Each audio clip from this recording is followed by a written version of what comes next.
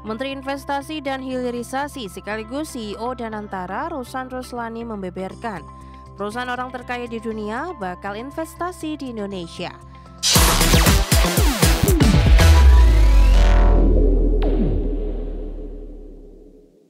Kita bergeser ke informasi berikutnya, pemirsa. Perusahaan teknologi global asal Amerika Serikat Oracle Corporation dan siap investasi cukup besar di Indonesia. Ya, Menteri Investasi dan Hilirisasi sekaligus CEO Danantara, Ruslan Ruslani mengungkapkan Oracle akan investasi pemanfaatan AI untuk mempercepat transformasi digital Indonesia menuju negara maju. Menteri Investasi dan Hilirisasi sekaligus CEO Danantara, Ruslan Ruslani membeberkan, perusahaan orang terkaya di dunia bakal investasi di Indonesia. Perusahaan tersebut berbasis teknologi global asal Amerika Serikat, yakni Oracle Corporation, yang dikenal sebagai pionir dalam basis data, layanan cloud, dan solusi artificial intelligence atau AI. Rencananya Oracle akan berinvestasi sektor pemanfaatan AI untuk memperkuat kedaulatan data hingga mempercepat transformasi digital Indonesia menuju negara maju. Ruslan menyebut Oracle Corporation bersedia investasi dalam jumlah yang cukup besar. Komitmennya memperkuat kedaulatan data, meningkatkan efisiensi sektor publik dan swasta, membuka lapangan kerja baru di bidang teknologi, serta mempercepat transformasi digital di Indonesia. Sementara itu, Oracle Corporation sendiri merupakan perusahaan teknologi terbesar di dunia dan dikenal sebagai pemimpin dalam solusi perangkat lunak database.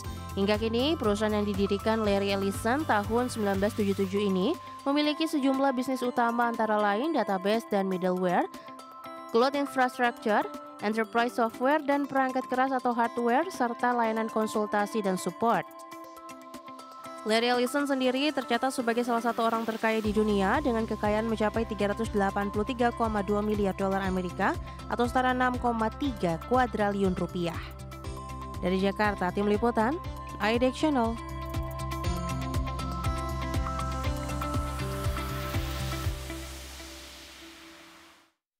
Kita awali dengan informasi pertama, pemirsa. Presiden Prabowo Subianto telah berada di New York, Amerika Serikat. Ya, dijadwalkan pada tanggal 23 September, Presiden Prabowo akan menyampaikan pidato dalam sesi debat sidang Majelis Umum ke-80 Perserikatan Bangsa-Bangsa.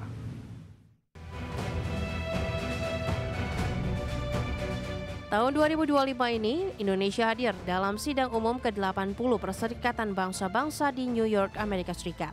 Bukan hanya hadir sebagai undangan keanggotaan PBB, Presiden Prabowo Subianto juga dijadwalkan akan menyampaikan pidato di level tertinggi Forum PBB pada 23 September 2025 pada pukul 8 malam waktu Indonesia.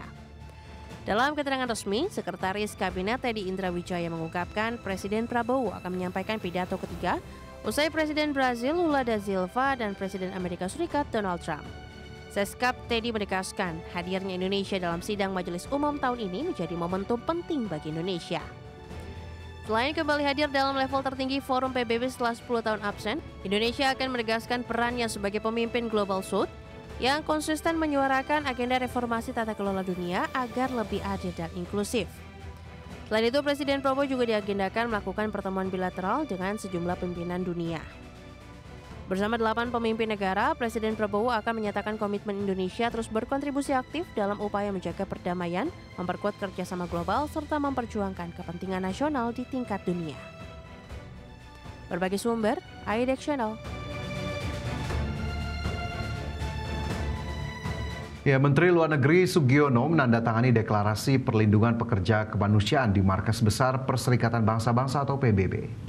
Ya, Indonesia yang hadir dalam agenda Pekan Pertemuan Tingkat Tinggi Sidang Majelis Umum PBB yang ke-80 di New York, Amerika Serikat, turut serta dalam deklarasi perlindungan terhadap pekerja kemanusiaan atau humanitarian personnel. Menteri Luar Negeri Sugiono menyatakan Indonesia bersama 9 negara, yakni Australia, Brasil, Kolombia, Jepang, Jordania, Sierra Leone, Swiss, dan Inggris secara resmi menandatangani deklarasi perlindungan pekerja kemanusiaan. Deklarasi ini menjadi momentum yang menegaskan bagaimana dunia harus memastikan adanya keselamatan dari para pekerja kemanusiaan, diantaranya tenaga medis, relawan yang memberikan bantuan logistik, hingga yang mengelola lokasi-lokasi pengungsian di negara-negara konflik. Who gave their lives in the service of humanity. Their sacrifice reminds us that humanitarian work is not only noble, but also perilous. It calls upon us to reaffirm our collective responsibility to protect those who protect humanity and to uphold and respect international law. Ya pemirsa, seperti yang kita tahu ya, Presiden Prabowo Subianto akan hadir di sidang ke-80 PBB, di mana besok akan dilaksanakan sidangnya ya. Dan menariknya juga ini menjadi sebuah sejarah ya bagi Indonesia juga, di mana Presiden Prabowo Subianto akan memberikan pidato tuh Fajar.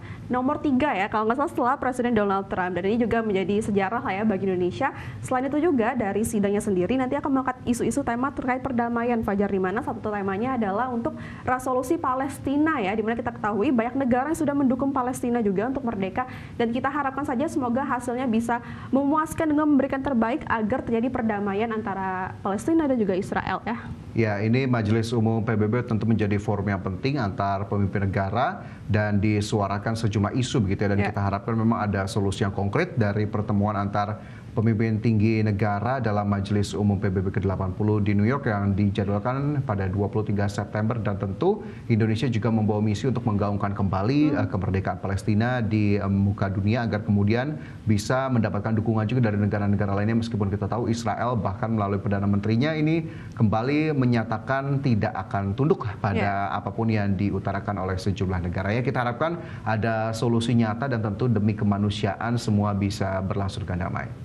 Kembali di Prime Market Highlights, pemirsa, Kementerian Keuangan mencatat defisit APBN hingga Agustus 2025 mencapai 1,35% dari produk domestik bruto atau setara 321,6 triliun rupiah. Ya, Kemenkyu mencatat realisasi pendapatan negara hingga Agustus 2025 mencapai 1.638,7 triliun rupiah. Sementara belanja negara mencapai 1.960,3 triliun rupiah.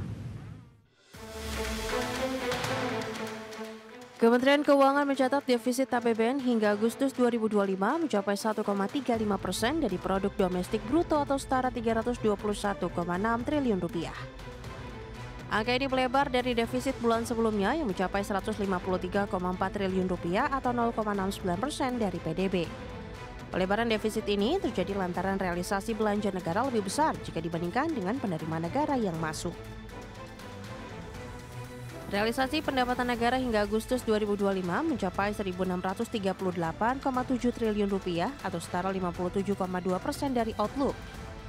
Lebih rendah dari periode yang sama tahun lalu sebesar 1.777,3 triliun rupiah. Sementara itu, realisasi belanja negara mencapai 1.960,3 triliun rupiah atau setara 55,6% dari outlook. Realisasi tersebut meningkat bila dibandingkan periode yang sama tahun lalu sebesar 1.930,7 triliun rupiah. Dengan kondisi tersebut, keseimbangan primer mencapai 22 triliun rupiah. Pemerintah akan menggenjot belanja negara di sisa akhir tahun ini. Dari Jakarta, Tim Liputan, IDEX Channel.